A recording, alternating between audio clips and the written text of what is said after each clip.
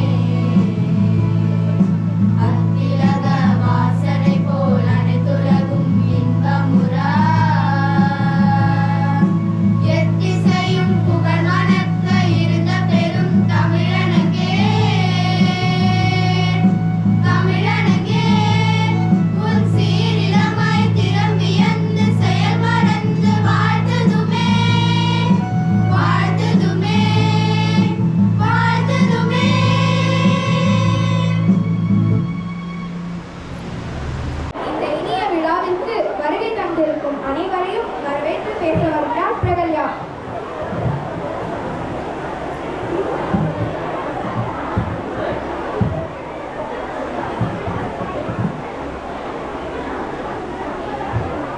அனைவருக்கும் வணக்கம். ஆதியில் உதித்த மொழி, அழியா வரப்பெற்ற மொழி, அமைந்திடும் மேலான மொழி, செம்மொழி எனும் மகுடம் சூடிய எனது அன்னை தமிழை வணங்கி எனது வரவேற்புரையை தொடங்குகிறேன். அனைவருக்கும் வணக்கம். பண்டிகைகள் பல இருந்தாலும் தமிழனுக்காக ஒரு பண்டிகை, இயற்கையை தெய்வமாக்கும் தைப்பொங்கல் பண்டிகை, உழவரின் உழைப்பை போற்றும் பண்டிகை, தலைமுறை மாறினாலும் மாறாத பண்டிகையான பொங்கல் பண்டிகை இனிதே நடைபெற நல்லதொரு கால சூழ்நிலையை நல்கிய இறைவனை வணங்கி வருகை புரிந்திருக்கும் அனைவருக்கும் இனிய பொங்கல் நல்வாழ்த்துக்களை தெரிவித்துக் கொள்கிறேன். பண்பின் சிகரம் எளிமையின் வடிவம் என்ற வரிகளுக்கு பொருந்தி நிகழ்ச்சிக்கு தலைமை தாங்கும் நம் பள்ளியின் தாளாளர் அவர்களை வருக வருக என பேரன்புடன் வரவேற்கிறேன். கண்டிப்பும் அன்பும் கொண்ட நம் பள்ளியின் முதல்வர் அவர்களை வருக வருக என இன்முகத்துடன் வரவேற்கிறேன். உறுதுணையாகவும் வழிகாட்டியாகவும் இருக்கும் மேற்பார்வையாளர்களான ஆசிரியர்கள் அவர்களையும் வருக வருக என வரவேற்கிறேன். கல்வி என்பது கடல், அதை கற்றுக் கொடுப்பது தொழில் அல்ல தவம் என்ற பொன்மொழிக்கேற்ப கல்வியை கற்றுத்தரும் நமது பள்ளியின் ஆசிரியர் பெருமக்களை வருக வருக என இன்முகத்துடன் வரவேற்கிறேன். வருங்கால இந்தியாவின் தூண்களான எனது அருமை மாணவ செல்வங்களை வருக வருக என மனமகிழ்வுடன் வரவேற்கிறேன். வந்தாரை வரவேற்பது நம் தமிழர் பண்பாடு என்ற பொன்மொழிக்கேற்ப இவ்விழாவிற்கு வருகை புரிந்திருக்கும் அனைவரையும் இரு கரம் கூப்பி வருக வருக என வரவேற்று நல்வாய்ப்பிற்கு நன்றி தெரிவித்துக் கொள்கிறேன். நன்றி, வணக்கம்.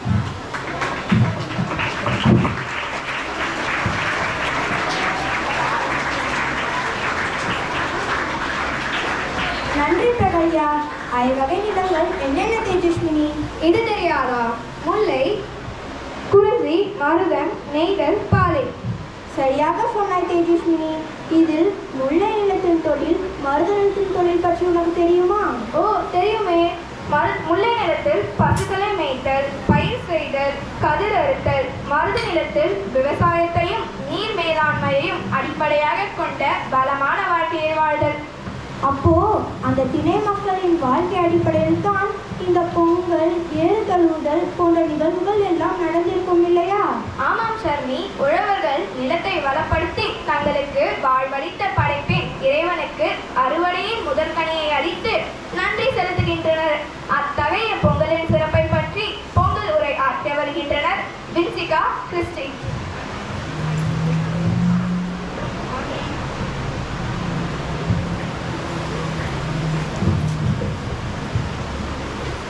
செந்தமிழ் என்னும் தலையணை சுட்டி செம்மாந்து நிற்கும் என் தமிழுக்கும் ஆன்றோருக்கும் சான்றோருக்கும் மாணவர்களுக்கும் எங்கள் முத்தான முத்தமிழ் முதற்கண் வணக்கம். பொங்கல் சிறப்பை பற்றி பார்ப்போமா? ஜனவரி மாதம் தொடங்கிவிட்டாலே நமக்கு பொங்கல் கொண்டாட்டம் தொடங்கி விடுகிறது. ஆமா, தமிழர்களின் திருநாள் கொண்டாட்டமாக பொங்கல் பண்டிகை உள்ளது. விவசாயம், இயற்கை, உழவர்கள், மாடுகள், உறவினர்கள் என தமிழர் கலாச்சாரத்தை பிரதிபலிக்கும் முக்கிய பண்டிகை பொங்கல் பண்டிகை ஆகும். போகி முதல் தொடங்கி மொத்தம் 4 நாட்கள் இந்த பண்டிகை கொண்டாடப்படுகிறது. எந்த வேறுபாடுகளுமின்றி தமிழர்களின் மரபு, வீரம் மற்றும் கலாச்சாரத்தை போற்றும் பண்டிகையாக பொங்கல் பண்டிகை உள்ளதால் இந்த பண்டிகை நம்முடைய வாழ்வில் முக்கிய அங்கம் பெற்றுள்ளது. பொங்கல் பண்டிகைக்கு முந்தைய நாள் போகி பண்டிகை கொண்டாடப்படுகிறது. பழையன கழிதலும் புதியன புகுதலும் என்ற வார்த்தைக்கு ஏற்ப நம்மை சுற்றி இருக்கின்ற பழைய வெறுப்பான காரியங்களை விட்டுவிட்டு புதிய நன்மையான விஷயங்களை வாழ்வில் எடுத்துக்கொண்டு புதிய ஆண்டை தொடங்குவதற்கு போகி பண்டிகை அனுசரிக்கிறது. தை மாதம் முதல் தினம் பொங்கல் திருநாள் ஆகும். நாம் விவசாயம் செய்து அறுவடை தொடங்கும் நாள் பொங்கல் திருநாள். நமக்கு உணவளித்த பூமியையும் இயற்கையையும் கொண்டாடும் நாள். உணவுண்டு வாழ்வாரே வாழ்வார் மற்றெல்லாம் தொழுதுண்டு பின் செல்பவர் என்ற திருவள்ளுவரின் திருக்குறள் நமக்கு உழவர்களின் சிறப்பை எடுத்துரைக்கிறது. தை பிறந்தால் வழி பிறக்கும் என்ற வாசகத்திற்கேற்ப வருடம் முழுதும் செழிப்புடன் இருக்க வேண்டும் என காலையில் நீராடி புத்தாடை அணிந்து உற்றார் உறவினர்களுடன் மகிழ்ச்சியுடன் காலை சூரியனை போற்றி பொங்கல் வைத்து கொண்டாடுவார்கள். உழவுக்கும் தொழிலுக்கும் வந்தனை செய்வோம் என்றார் பாரதியார். அந்த உழவுக்கும் தொழிலுக்கும் அச்சாணியாக விளங்கும் கால்நடைகளை கொண்டாடும் நாள் மாட்டு பொங்கல் ஆகும். அன்று மாடுகளை குளிப்பாட்டி கொம்புகளில் வண்ணம் பூசி பொங்கல் வைத்து கொண்டாடுவார்கள். இந்த தினத்தின் முக்கிய சிறப்பு தமிழர்களின் வீர விளையாட்டான ஜல்லிக்கட்டு போட்டிகள் நடத்தப்படும். தமிழர்களின் வீர விளையாட்டான ஜல்லிக்கட்டு உலகளவில் மரபை உணர்த்தும் போட்டிகளுள் ஒன்றாக உள்ளது. பொங்கல் பண்டிகையின் 4ஆம் நாள் காணும் பொங்கல் கொண்டாடப்படுகிறது. நல்லாரை காண்பதும் நன்றே என்ற பொன்மொழிக்கு ஏற்ப நம் வாழ்வில் முக்கிய பங்காக இருக்கும் உற்றார் உறவினர்களை சந்தித்து மகிழ்ச்சியுடன் கொண்டாடும் நாள் காணும் பொங்கல் ஆகும். இத்திருநாள் திருவள்ளுவர் தினம் என்றும் அழைக்கப்படுகிறது. காணும் பொங்கல் அன்று உற்றார் உறவினர்களுடன் ஊர் சுற்றி பார்க்கும் வழக்கம் இருந்து வருகிறது. மற்ற பண்டிகைகளை காட்டிலும் பொங்கல் பண்டிகை மிகவும் சிறப்பாக கொண்டாடப்படுவதற்கு முதன்மையான காரணமே இது தமிழர்களின் வாழ்வியலை கொண்டாடும் நாள் என்பதனாலேயே. எங்கள் வாழ்வும் எங்கள் வளமும் மங்காத தமிழென்று சங்கே முழங்கு என்ற பாவேந்தர் பாரதிதாசனின் வரிகளுக்கு இணங்க தமிழர் பண்பாட்டை வெளிப்படுத்துவது பொங்கல் பண்டிகை ஆகும். நன்றி.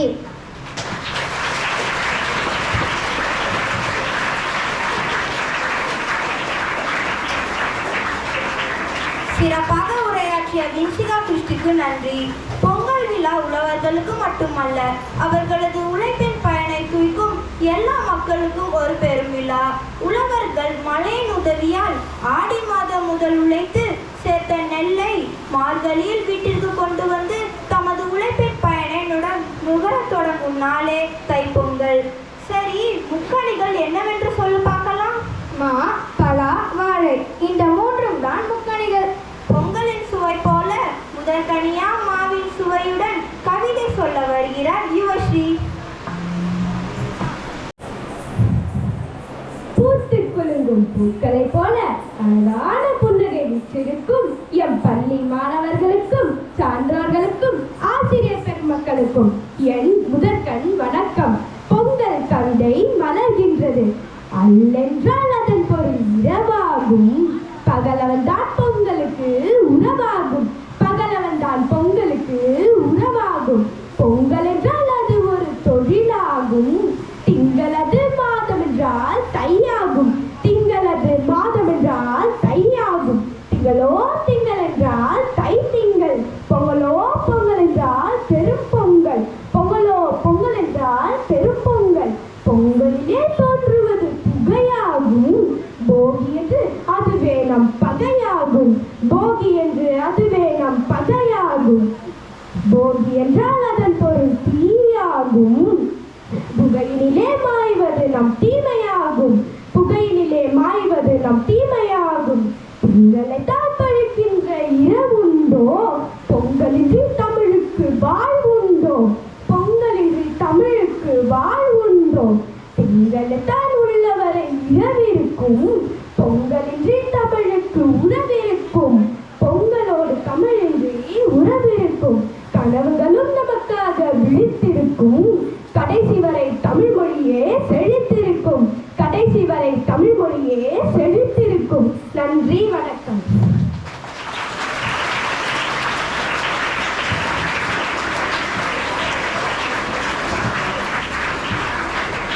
இனிமையான சுவையுடன் கவிதை சொன்னதற்கு நன்றி வஸ்ரீ. பொங்கும் பொங்கல் நோயில்லா வாழ்க்கைக்கும் நிறைந்த செல்வமும் நம் வாழ்வில் எல்லா வளமும் பெற்று அன்புடனும் பாசத்துடனும் வாழ இந்த இனிய தைத்திருநாளில் தேனில் ஊறிய பலாவின் சுவை போல பொங்கல் பாட்டு பாட வருகின்றனர் நம் பள்ளி மாணவர்கள்.